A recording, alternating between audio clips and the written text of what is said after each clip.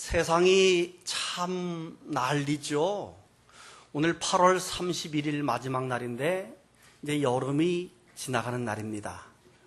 지나간 여름 동안에 별의별 사건들이 다 있었는데 하나님께서 그래도 불행 중 다행으로 저희를 청풍명언의 고장 청주에 살게 하셔서 여름을 잘 보내게 됐습니다. 할렐루야.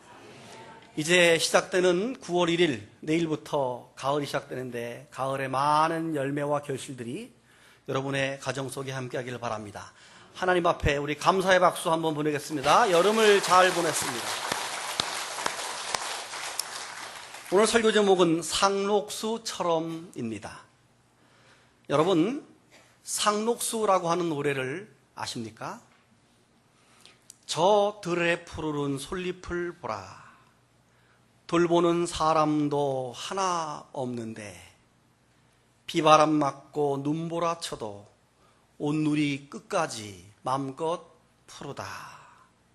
이 노래를 부르면 왠지 바르게 살고 싶다. 소나무처럼 살고 싶다. 이런 마음이 우리 속에 생깁니다. 상록수라고 하는 말을 사전에서 찾아보게 되면 사전에 1년 내내 잎이 푸른 나무 이렇게 써 있습니다. 그리고 우리나라에서는 대표적으로 소나무를 상징하는 말이기도 합니다. 소나무는 주로 산에 심겨져 있어서 수많은 비바람과 눈보라가 몰아쳐도 그걸 온몸으로 다 막아내면서 1년 내내 변함이 없는 그런 나무입니다. 사시사철 푸르른 잎을 지니면서 강인한 인상을 풍기기 때문에 대나무와 함께 송죽지절, 변하지 않는 절개를 상징하고 또 송교지수, 인품이 뛰어나고 오래 사는 사람을 소나무에 비유해서 송교지수 이런 말로 씁니다. 저는 오늘 예수님께서 공생애를 시작하시면서 사단의 시험을 물리치는 장면을 반복해서 여러 번 읽는 동안에 왠지 제 마음속에 상록수가 떠올랐습니다. 온갖 유혹과 시험이 우리를 넘어뜨리려고 아주 우리에게 달려드는 험악한 세상을 살면서 예수님처럼 단숨에 그 시험을 물리칠 수 있는 능력을 갖추려면 우리 마음이 상록수처럼 365일 성령 충만하고 늘 푸른 소나무처럼 상록수가 되어야 되겠다 이런 생각을 합니다. 오늘 성경 본문은 예수님이 사단을 시험하는 장면입니다. 사단의 시험을 물리치는 장면입니다. 예수님께서 요단강에서 세례를 받으시고 성령 충만한 상태로 이제 유대 광야로 들어오셔서 40일 동안 금식을 하셨는데 40일 금식을 마치자마자 성령에 이끌려서 사단이 예수님에게 3가지 시험을 합니다. 그 첫 번째 시험이 마귀가 예수님에게 말합니다. 돌들이 떡이 되게 하라 하는 시험입니다. 한번 따라합시다. 돌들이 떡이 되게 하라. 여러분 40일 동안 금식하신 예수님 입장에서 보게 되면 얼마나 배가 고픕니까?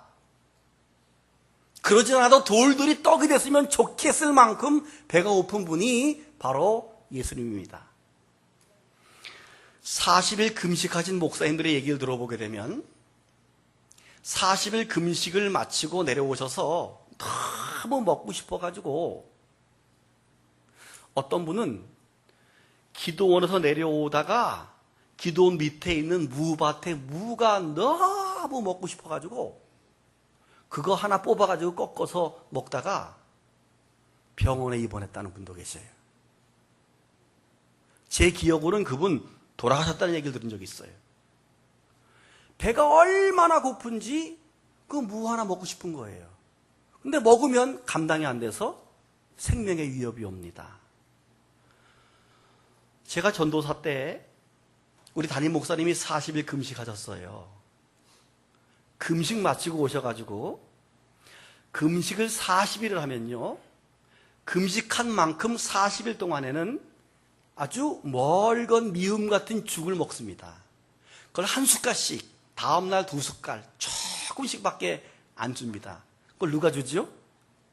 사모님이 주겠지, 집에서. 그런데 어느 날 목사님하고 싸우시더라고. 왜 이렇게 시끄러운가 봤더니 목사님이 한 그릇만 더 줘! 그러니까 사모님이 안 돼요! 죽 한 그릇 때문에 싸우시더라니까. 그렇게 금식을 하고 나면 먹고 싶은 욕심이 식욕이 돋아나는데, 식욕은 우리 인간의 가장 기본적인 욕구입니다. 이 식욕 때문에, 그리고 이 기본적인 욕구 때문에 우리가 사실은 무너지는데, 예수님에게 사단이 그 시험을 하고 있는 겁니다. 여러분, 현대를 살아가는 저희들에게 있어서 우리는 뭐 잘 먹고 잘 사니까 너무 먹어서 탈이지 못 먹어서 먹고 싶은 시험에 들지는 않겠지요. 그런데 우리에게도 식욕 못지않게 현대인들을 괴롭히는 기본적인 욕구, 욕심이 있는데 그 중에 하나가 뭐냐 하면 소유욕입니다. 소유욕. 더 많이 갖고 싶은 물질적인 욕심에서 우리는 벗어나지를 못합니다. 저 같으면 수억 원만 있으면 만족할 것 같아요. 여러분 안 그래요? 근데 수억 원 있는 사람 보게 되면 수십억 원을 또 벌려고 막 더 달려가, 우리보다. 이런 말 있잖아요. 있는 놈이 더하다는 말. 막 더 달려가요. 그 다음에 수십억이 있는 사람은 이번에는 수백억이 눈에 보여가지고 눈이 뒤집혀서 수백억을 막 달려갑니다. 그러면 수백억이 벌리면 만족되느냐? 수백억 있는 사람은 이번에는 수천억을 벌려고 불법과 불의를 저지르면서 편법으로 죄를 지으면서 그 물질을 쫓아갑니다. 끝이 없습니다. 그러다가 덜커덕 하고 하나님이 그 생명을 부르시고 나면 누가복음 16장에 나오는 부자처럼 지옥에 떨어지고 나서야 아이코, 내가 잘못 살았구나, 그때서야 깨닫게 되는 것입니다. 여러분, 제가 지금 돈도 벌지 말자 이런 말을 하는 거 아닌 거 아시죠? 돈 열심히 벌어야 됩니다. 돈 많이 버셔야 합니다.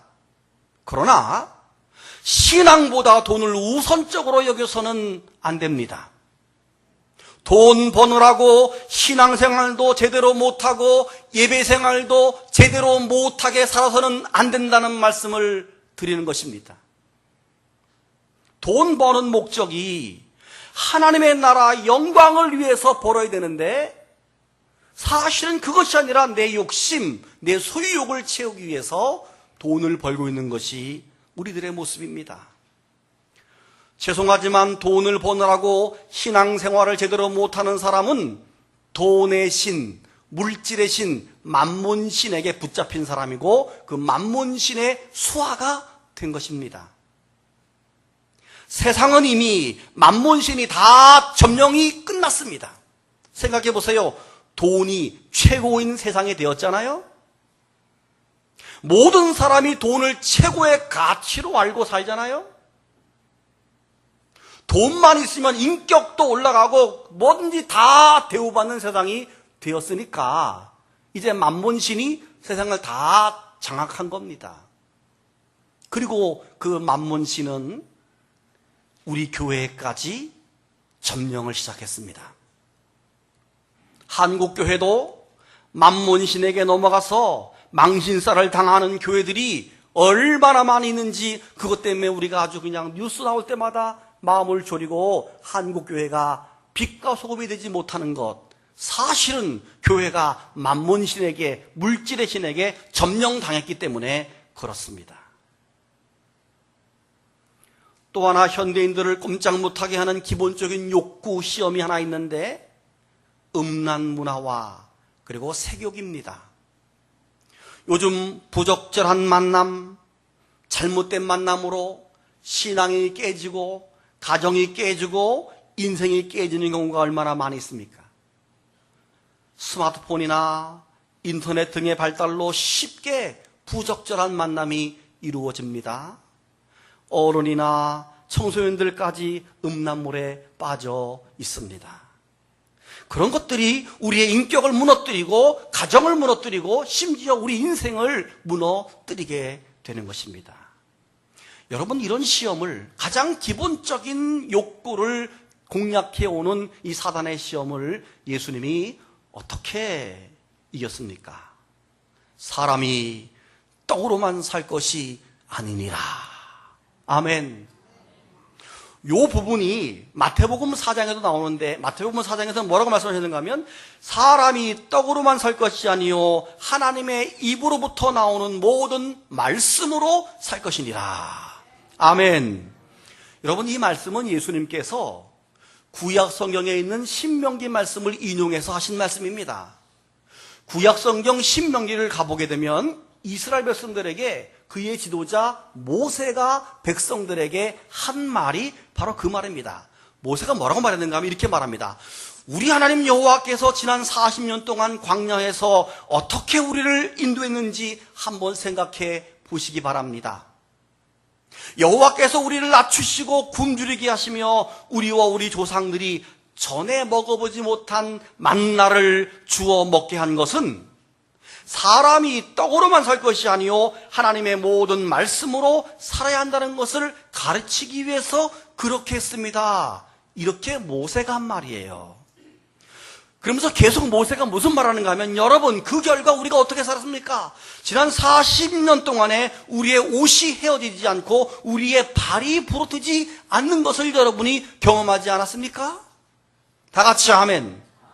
그리고 모세가 또 말합니다. 앞으로 여러분, 우리가 이제 곧 가나안 땅에 들어갈 터인데, 가나안 땅에 들어가면 그 땅은 아름다운 땅이 될 것이고, 골짜기든지 산지든지 시내와 분천과 샘이 흐르고 밀과 보리의 소산지요 포도와 무화과와 석류와 감람나무와 꿀의 소산지가 될 것입니다.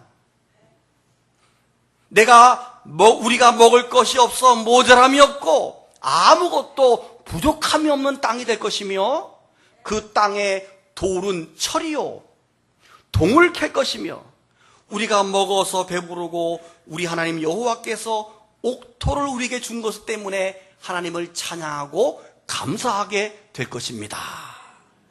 이 말을 모세가 한 거예요.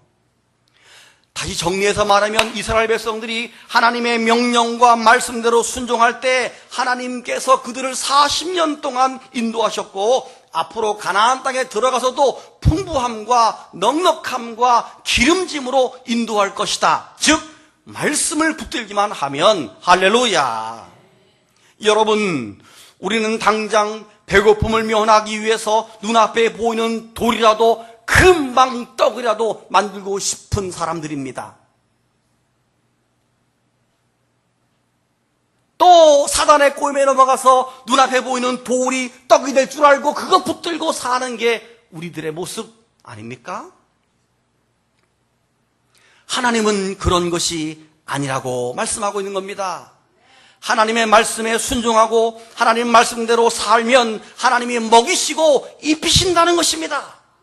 그래서 지나간 광야 40년 동안 그들의 의복이 해하지 않고 신발이 떨어지지 않고 40년 동안 만나와 매출하기로 하나님께서 먹이셨음을 말씀하고 있는 겁니다. 어떤 분이 말씀하십니다. 목사님, 바빠서 도저히 예배 드릴 수 없습니다. 목사님, 바빠서 도저히 기도할 수 없습니다. 아닙니다. 그 말이 맞죠. 바쁜데 어떻게 예배 드리겠어요? 시간이 없는데 어떻게 예배 드리겠어요? 그 말이 맞아요, 틀려요? 일단 맞아요. 그런데 잘 생각해 보세요. 틀립니다. 여러분, 바쁘니까 예배 드려야 됩니다. 바쁘니까 기도해야 됩니다. 왜냐하면 그래야지만 하나님께서 도와주셔서 바쁘지 않고도 잘 살게 해 주시는 것입니다. 여러분, 바쁘면서 못 사는 게 복이 아닙니다. 안 바쁘면서 잘 사는 게 복인 줄로 믿으시길 바랍니다. 만약에 바쁘면서 못 사는 게 바쁘다고 잘 사는 거라면 세계에서 북한이 1등으로 잘 살아야 돼요.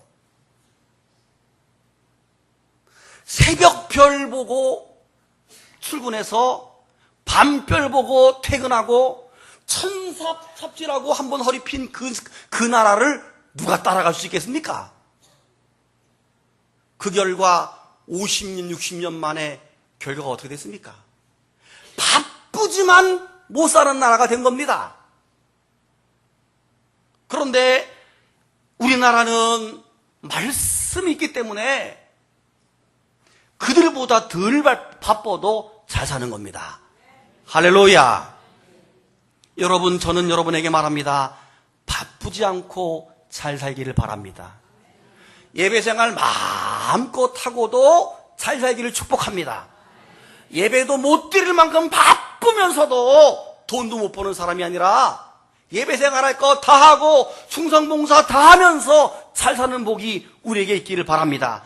그게 오늘의 말씀이에요. 말씀을 붙들어야 하나님께서 복을 주신다는 거예요.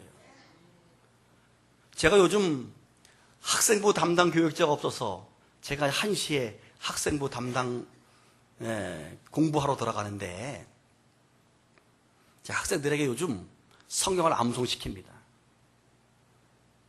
성경을 암송시키고 오늘은 부장선생님한테 형광펜을 다 하나씩 사서 나눠주라 그랬어요. 자기 성경책 가져오고 거기다 줄 그으면서 성경을 애우고 성경을 공부시키도록. 그래서 이제 오늘부터는 줄을 그으면서 공부할 겁니다.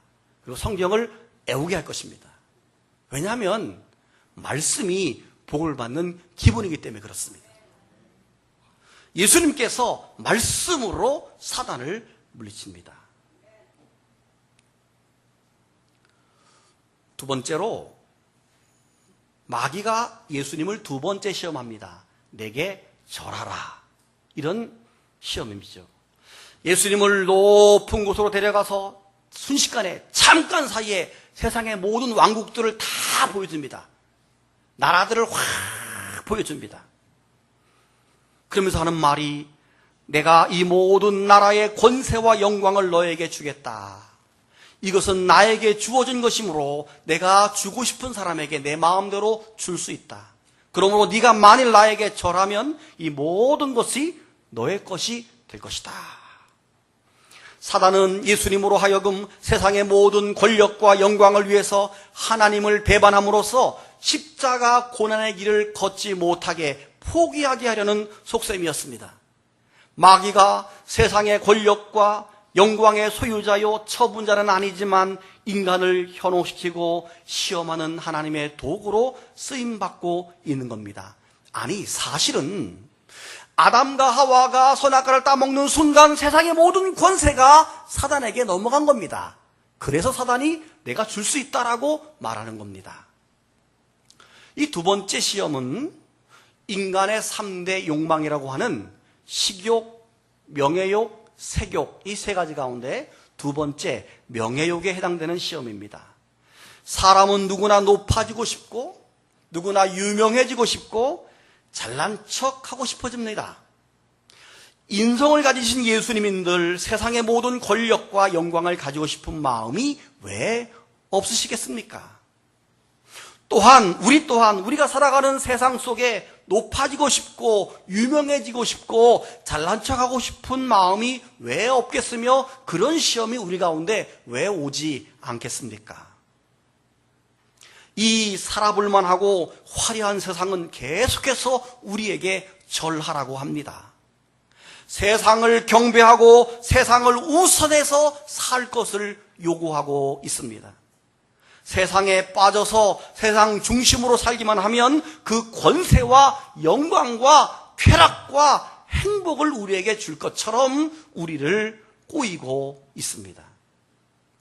여러분, 우리가 예수 믿으면서 세상에 물들어서는 안 됩니다. 세상은 화려해 보이고 세상은 행복해 보이지만 그 속에는 하나님의 사랑이 없기 때문입니다. 요한일서 2장 15절과 16절에서 뭐라고 경고하고 있습니까?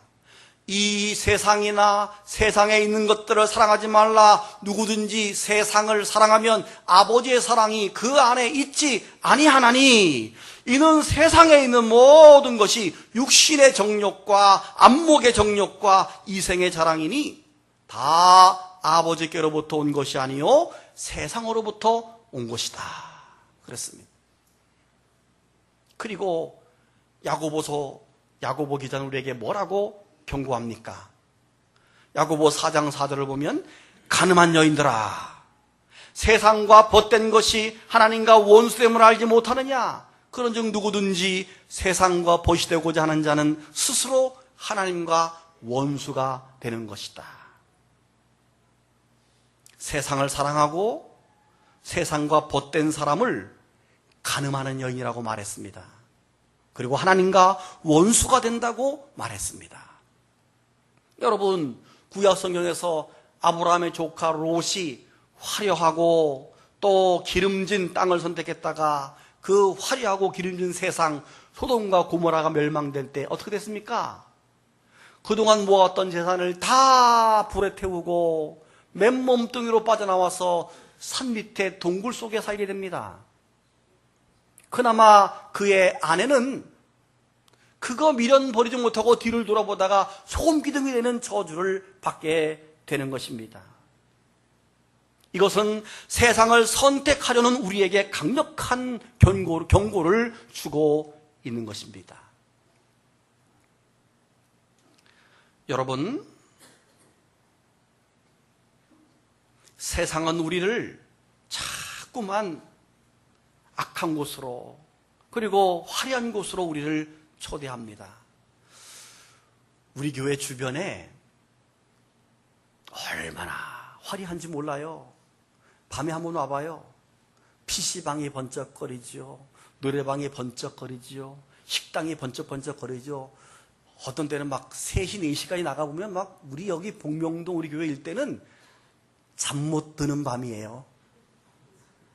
항상 번쩍거려요. 그래서 저는 이 번쩍번쩍거리는 걸 살기 때문에 제가 목회실에 창문만 열어보면 번쩍번쩍하는 게 들어와요. 불을 꺼도 번쩍번쩍해요. 나이트에 그냥 있는 거예요, 우리는.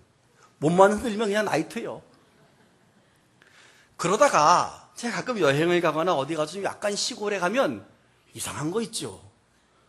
굉장히 촌해온 것 같고 굉장히 좀 우산한 것 같고 이게 좀 이상해. 병들었어요, 제가. 번쩍번쩍 하는데. 근데 우리가 사실 그렇게 다 병들어가고 있습니다. 병들어가고 있어요. 세상 문화와 세상에 번쩍번쩍거리고 화려한 세상 재미에 푹 빠져서 노래방에 빠지고 찜질방에 빠지고 PC방에 빠지고 하여튼 우리나라는 방이 많아요. TV 채널도 24시간 계속해서 방송됩니다. 세상에 빠져있느라고 성경 볼 시간도 없습니다. 예배할 시간도 없습니다. 교회 와서 피곤해서 지금 좋으시는 분들은 어제 1시 반까지 TV 보고 주무신 분이요. 그러다가 또 배가 고파가지고 라면 하나 삶아 먹고, 그러니까 아침에 일어날 수가 있나. 이게 지금 세상은 자꾸 우리를 번쩍번쩍한 세상으로 인도합니다. 그러나 예수님이 이 마귀의 두 번째 시험을 어떻게 이겨냈습니까? 역시 신명기 6장 13절의 말씀, 주 너희 하나님께 경배하고 다만 그를 섬기라 했느니라. 오직 하나님만 섬기고 오직 하나님만 경배해야 함을 말씀하고 있습니다. 여러분, 우리가 오직 하나님만 섬기고 하나님께만 예배하는 신앙으로 무장하지 않으면 두 번째 시험에 무릎을 꿇고 두 번째 시험에 끌려다녀서 세상 중심으로 바꿔져 버린다는 것입니다. 저와 여러분, 정신 똑바로 차려서 성수주의를 하시고 아멘 하십시오. 예배 생활하시고 기도 생활하시고 세상에 할 것 다 하면 언제 예배하고 언제 기도하고 언제 봉사할 수 있습니까? 오직 하나님의 시간의 사람으로, 오직 하나님의 장소의 사람으로, 오직 하나님의 사람으로만 살아갈 때 우리가 이 두 번째 시험을 이길 수가 있습니다. 사단은 이제 세 번째 시험으로 예수님을 유혹합니다. 여기서 뛰어내려라. 시작. 사단이 예수님을 이끌고 예루살렘 성전 꼭대기로 올라갑니다. 그리고 말합니다. 네가 만일 하나님의 아들이거든 이 성전에서 뛰어내려라. 천사들이 너를 손으로 받들어서 내 발이 돌에 땅에 닿기 전에 부딪히지 않게 너를 받쳐주리라. 이 마지막 시험은 하나님 자체에 대한 의심을 불어일으키고자 하는 그런 시험입니다. 그런데 앞에 두 시험과 달리 이번에 세 번째 시험은 이 마귀도 성경을 인용해서 유혹을 합니다. 그래서 마귀는 시편 91편의 말씀을 인용합니다. 91편 11절과 12절을 보면 이런 똑같은 말이 나와요. 그가 너를 위하여 그의 천사들을 명령하사 내 모든 길에서 너를 지키게 하리라. 그들의 손으로 너를 붙들어 발이 돌에 부딪히지 아니하게 하리로다. 이 사단이 구약 성경을 인용해가지고 지금 예수님에게 그럴싸하게 유혹을 하고 있는 겁니다. 여러분, 이단들이 성경을 잘못 가르치고 잘못된 해석을 진짜처럼 가르치는 것은 이 지금 마귀하고 똑같은 속성임을 우리가 알 수 있는 거예요. 사단 마귀도 성경을 알잖아요. 이단도 성경을 가지고 우리를 현혹하는데 거기에 넘어가게 되는 겁니다. 예수님은 이 세 번째 시험을 어떻게 물리셨습니까? 역시 신명기 6장 16절의 말씀, 주 너의 하나님을 시험치 말라 하심으로써 단호하게 사단의 시험을 물리칩니다. 하나님은 어떠한 피조물을 통해서도 결코 시험의 대상이 될 수 없으며 만물을 통해서 오직 영광만 받으실 뿐이지 하나님은 시험의 대상이 아니라는 것입니다. 그래서 야고보서 1장 13절에서는 하나님은 악에게 시험을 받지도 아니하시고 친히 아무도 시험하지 않으신다, 이렇게 말했습니다. 그리고 바울 사도도 고린도 교인들에게 했던 말 가운데 이스라엘 백성들이 광야에서 하나님을 시험하다가 뱀에게 물려 죽은 사건을 예로 들면서 고린도 교회 성도들이 결코 하나님을 시험하는 불법을 행하지 않도록 그들을 단도리 하는 것을 우리가 봅니다. 사랑하는 여러분, 설교를 정리해 보겠습니다. 우리는 오늘 예수님이 사단에게 세 가지 시험을 당하는 사건을 볼 때 여러분 머릿속에 떠오르는 사건이 하나 있어야 됩니다. 어떤 사건이 떠오릅니까? 창세기에 아담과 하와의 선악과 사건이죠. 예수님이 당하신 세 가지 시험은 아담의 선악과 시험과 똑같은 겁니다. 선악과의 특징 뭐예요? 먹음직하고 보암직하고 지혜롭게 할 만큼 탐스러웠다 그랬죠? 자, 돌들이 떡덩이가 되게 하라, 이 말은 먹음직한 시험입니다. 그리고 세상의 온갖 왕국들을 다 보여주면서 이 권세와 영광을 너에게 주겠다, 내게 절하라 라고 한 것은 보암직한 시험입니다. 세상을 보게 하고 갖고 싶게 하는 시험. 그리고 성전 꼭대기에서 뛰어내리면 천사들이 너를 붙들어 주리라, 돌에 부딪히지 않게 할 것이라고 하는 시험은 그럴싸한 지혜롭게 할 만큼 탐스러운 시험인 것입니다. 우리 인류는 첫 번째 아담이 이 마귀의 시험에 빠져서 선악과를 따먹음으로 멸망한 것입니다. 그런데 두 번째 아담, 마지막 아담인 예수님께서 시험을 이기고 끝내 십자가에 죽으심으로 승리하심으로 우리의 구원을 완성케 했다는 사실을 믿으시기를 바랍니다. 그래서 고린도전서 15장에 보면 똑같은 말이 나와요. 기록 첫 사람 아담은 생명이 되었다 함과 같이 마지막 아담, 예수님이에요.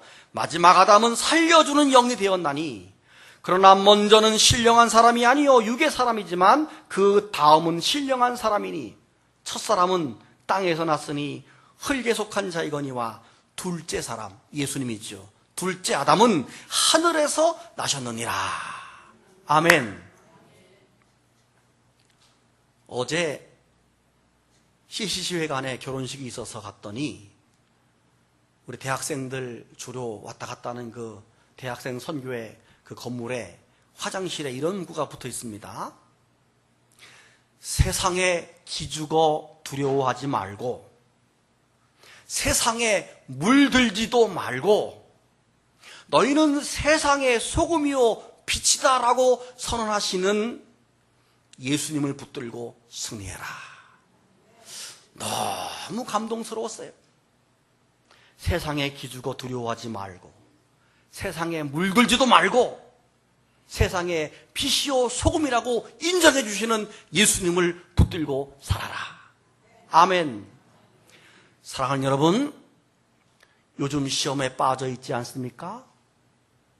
혹시 요즘 유혹에 빠져 있지 않습니까? 혹시 하나님을 멀리 떠나 있지 않습니까? 돌아오십시오. 시험과 유혹을 이기고 승리하십시오. 이 시간 시험을 이기고 우리에게 구원을 완성케 해주신 예수 그리스도를 다시 한번 마음속에 영접하셔서 우리가 살아가는 세상에서 악한 사단이 우리를 넘어뜨리려고 시험이 오고 환난이 오고 유혹이 올 때 내가 예수 이름으로 명하노니 악한 사단은 떠나라. 할렐루야.